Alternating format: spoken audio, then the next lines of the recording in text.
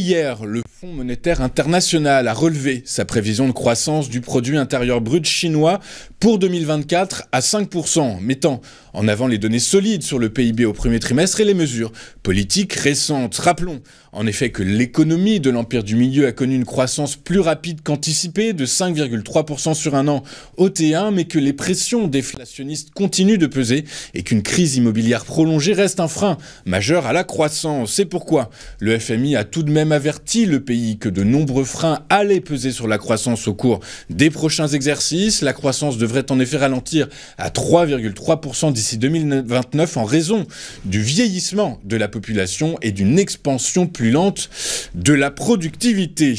En France, le projet de loi agriculture a été adopté en première lecture ce mardi 28 mai par les députés par 272 voix pour et 232 contre.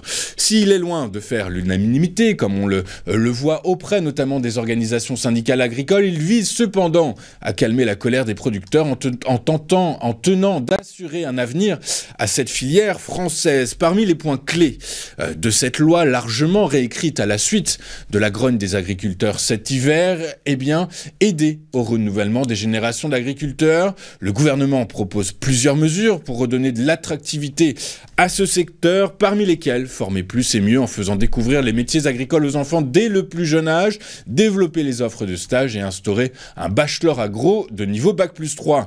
Autre mesure clé du texte saluée par la Fédération nationale des syndicats d'exploitants agricoles, la fameuse FNSEA, conférer à l'agriculture un caractère d'intérêt général majeur, concrétisant ainsi une promesse d'Emmanuel Macron faite à l'occasion du Salon de l'agriculture très agité de février dernier. Toujours en France, SFR a annoncé hier la perte de 500 000 abonnés sur le mobile au premier trimestre.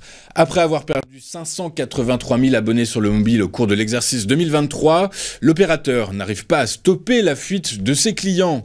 Donc un nombre d'abonnés en chute libre, mais pas seulement, puisque le groupe, dirigé par le milliardaire franco-israélien Patrick Drahi, a également communiqué sur une baisse de 1,3% de son chiffre d'affaires et une dette qui continue de prendre de l'épaisseur, passant de 23,8 à 24,3 milliards d'euros.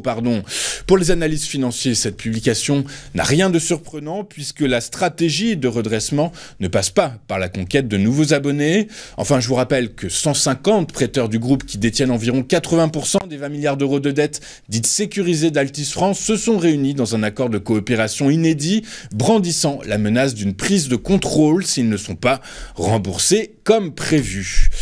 Faisons maintenant le tour de ce qui s'est passé sur les principales places boursières de la planète hier. Et en Europe, les principales places boursières ont fini la journée dans le rouge sur fond de hausse des rendements obligataires. Les financiers en proie au doute désormais sur le calendrier de la baisse des taux des principales banques centrales de la planète.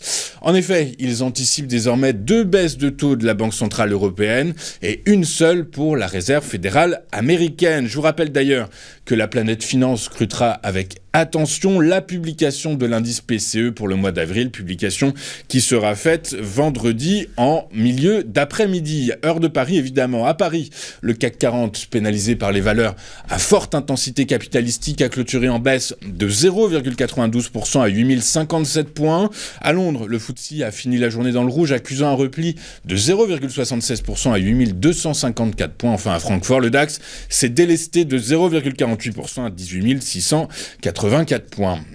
Aux États-Unis, Wall Street a fini sur une note mitigée alors que la hausse des rendements a pesé sur les indices actions.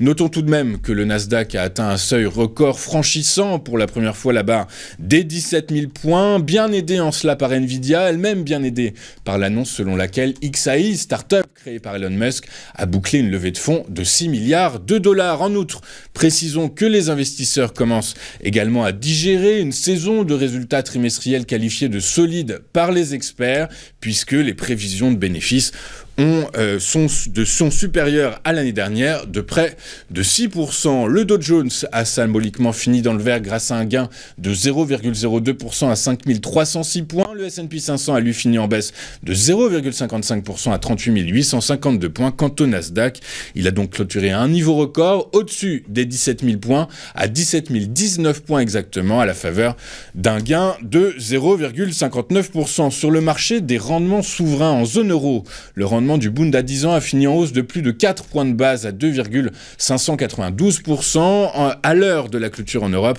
le rendement des bons du Trésor américain à 10 ans prenait lui plus de 3 points de base à 4,5024%. Enfin, sur le marché pétrolier, les prix ont grimpé hier. Les opérateurs désormais focalisés sur la prochaine réunion de l'OPEP et de ses alliés de l'OPEP+, réunion qui a été décalée au 2 juin et qui sera faite en visioconférence et non pas le 1er juin en présentiel à Vienne comme initialement annoncé. Réunion au cours de laquelle, selon les dernières indiscrétions, il va être demandé aux pays qui n'ont pas respecté leur coupe de production d'en faire de supplémentaires. Résultat, dans cet environnement, le prix du baril de Brent de la mer du Nord pour livraison juillet a gagné 1,34% à 84,22 $.